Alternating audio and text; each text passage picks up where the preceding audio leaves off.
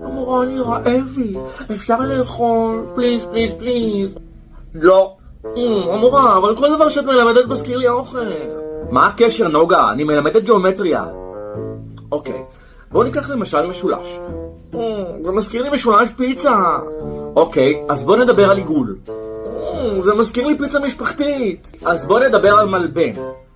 זה נראה כמו חפיסת שוקולד. המורה, אל תעשי פרצוף חמוד, זה מזכיר לי חמוצים.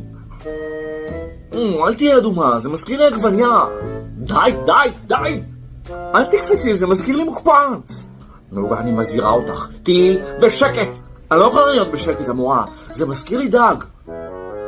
נוגה, עוד מילה אחת ממך, אני פשוט מסתובבת והולכת. לא, המורה, בבקשה, אל תסתובבי. זה מזכיר לי שווארמה. צומיה, צומיה, צומיה. שווארמה מה? טחיני זה החיים, המורה.